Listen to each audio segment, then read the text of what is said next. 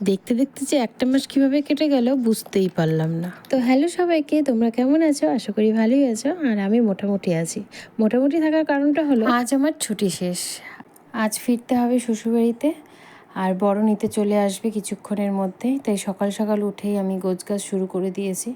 তো আমার তো বেশি জিনিসপত্র নেই, বেশিরভাগটাই বাবুরই জিনিসপত্র আছে, তো ওগুলোই গোছগাছ করে নিচ্ছিলাম। আমার যদিও একদমই যাওয়ার ইচ্ছে ছিল না, আরও কিছুটা দিন থাকার ইচ্ছে ছিল, কিন্তু কিছু কারণের জন্য চলে আসতে হলো এত তাড়াতাড়ি। বাপের বাড়ির আরাম ছেড়ে কি আসতে ইচ্ছে করে, কিন্তু কি করা যাবে, আসতে তো হবেই। তারপরে এই যে গুড়িয়া রানীর মা গুড়িয়া রানীকে আমার কাছে দিয়ে গেল, বললো একটু দেখতে। তো সকালে সবারই কাজ থাকে, তো এদিকে আমি গোছগাছও করছিলাম আর ওদেরকেও দেখছিলাম।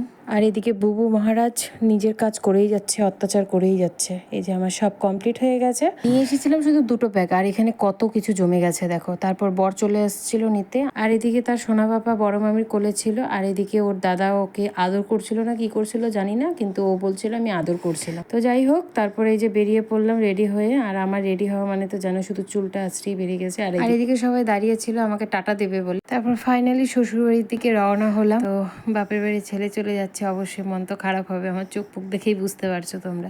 অনেক খারাপ লাগছিল আসার সময়, তো যাই হোক এখনও লাগছে।